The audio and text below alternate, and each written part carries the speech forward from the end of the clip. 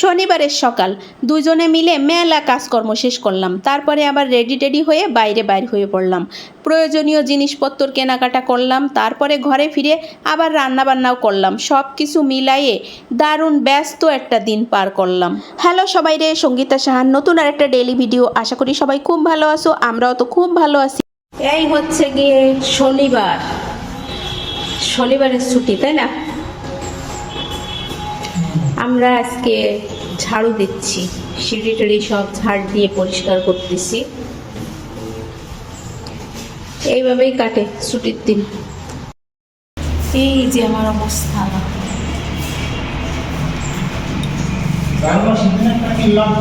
এই যাই এই সব কাজকর্ম সারার জন্যই আমরা শুক্রবার আর শনিবার বেছে নিই আর কি, মানে দুইজনে মিলে করি। আর অন্যদিন যদি আমি একা একা এসব করি আমার একার উপর দিয়ে যায়। এই জন্যই সে বলেছে যে শুক্রবার শনিবার আমরা এইসব কাজকর্ম করব। যাই হোক, সিঁড়ি ঝাড় দিয়ে তারপরে গ্যারেজ ট্যারেজ পরিষ্কার করে আবার দুজনে ফিটফাট হয়ে রেডি হয়ে বাইর হয়ে যাচ্ছি, কারণ অনেক কাজ আছে।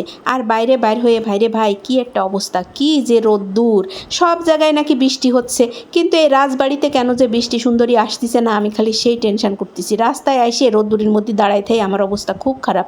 রিক্সা টিক্সা কিচ্ছু পাচ্ছিলাম না, আর একদম কাঠ ফাটা রোদ্দুর। তারপর একটা রিক্সা পালাম, দুইজনে মিলে উঠে পড়লাম। আমরা প্রথমে যাব হচ্ছে গিয়ে এসির দোকানে। আগে একদিনও কিন্তু ঘুরে গেছি, আমরা এসি লাগাবো বাড়ি। কিন্তু ভাই কি আর কব, এবছর যে এসির কি চাহিদা, আমি যদি এই এসি কিনতে না যেতাম তাহলে আমি বুঝতে পারতাম না মানুষ যে কি পরিমাণে এসি কিনতেছে। আমি যে ব্র্যান্ডের এসিটা নেব আর কি, সেই এসি আমার হচ্ছে 1 টনের এসি লাগবে, 2 রুমের জন্য আমি 2 টন নেব, কিন্তু সেই ব্র্যান্ডের এসিটাই নাই।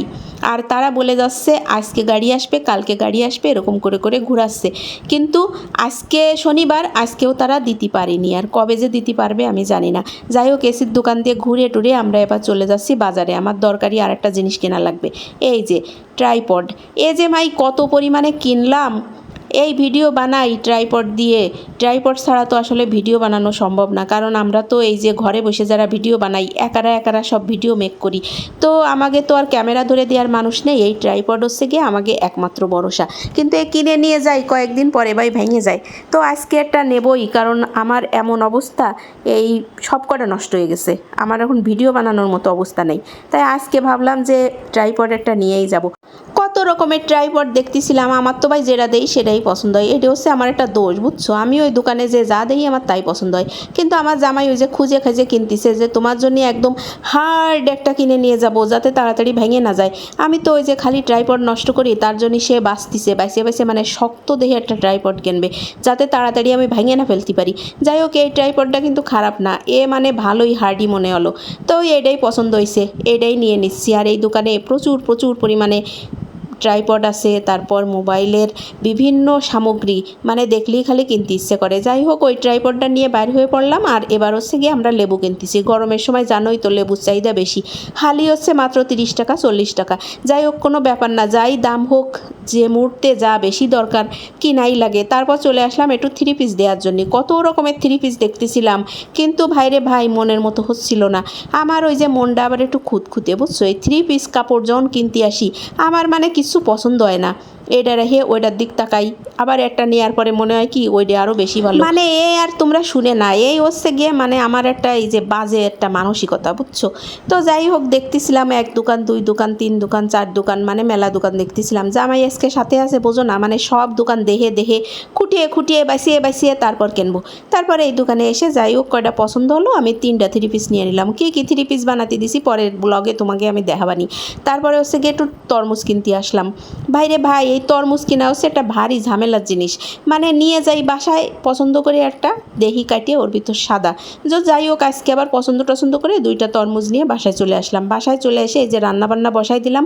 ঢ্যাঁড়স ভাজি করব, আর হচ্ছে গিয়ে তরকারি রান্না করব আলু পটল রুই মাছ দিয়ে। তো ঢ্যাঁড়স আমি এগুলো কিন্তু কাটিয়ে রেখে গেছিলাম ওই বাইরে যাওয়ার আগে। তো এই যে ঢ্যাঁড়সটা ভাজে নিলাম, একটু পেঁয়াজ দিয়ে তেলের মধ্যে ভেজে তুলে নিলাম। তারপরে এই যে রুই মাছ দিয়ে দিলাম, রুই মাছও ভাজে নিচ্ছি। ভাজা মাছ দিয়ে ঝোল রান্না করবো। এই গরমের মধ্যে কিন্তু এই ভাজা মাছের ঝোলই একমাত্র ভরসা, মানে এ খাওয়া কিন্তু খুবই উপকারী। তো এই জন্যেই আমি সবসময় ভাজা মাছের ঝোলই কয়দিন বানাচ্ছি। তো এই যে মাছ ভেজে তুলে নিয়ে তেলের মধ্যে একটু জিরা দিয়ে পেঁয়াজ দিয়ে ভালো করে নাড়াচাড়া করে এই যে মশলা দিয়ে দিলাম, মানে শুকনো মরিচ বাটা, জিরা বাটা, তারপরে হলুদ লবণ দিলাম। মশলাটা কষায়ে আলু পটল দিয়ে দিলাম। এবার আলু পটলের সাথে মশলা আবার একটু কষায়ে জল দিয়ে দিলাম বেশি করে, ঝোল ঝোল তরকারি রান্না করব।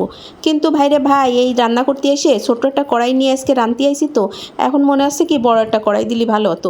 তারপরে টমেটো মাছ মিশাই দিলাম। এই তো আমার রান্না কিন্তু হয়ে গেল। তারপরে খাওয়া দাওয়া করে নিলাম। আর সন্ধ্যাবেলায় এই যে তরমুজ নিয়ে বসে পড়েছি। ওই কলাম না, মানে তরমুজ কিনে আনি, বাসায় এসে দেই সাদা। এই দেখো কী অবস্থা তরমুজের। যাই হোক, যা পাইছি তাই খাতি হবে, কিছু করার নেই। তরমুজটা কাটিয়ে এখন সবাইকে দেবো। সন্ধ্যাবেলায় বসে বসে চারজনে মিলে তরমুজ খাবো। আর আজকের ভিডিওটা বাড়ালাম না, ভিডিওটা কিন্তু এই জায়গায় শেষ করে দিচ্ছি। তোমরা সবাই ভালো থাইকো। আর আজকের ভিডিও কেমন লাগলো কমেন্টে জানাইও। যদি ভালো লাগে শেয়ার করে দিও, আর সব সময় পাশে থাইকো।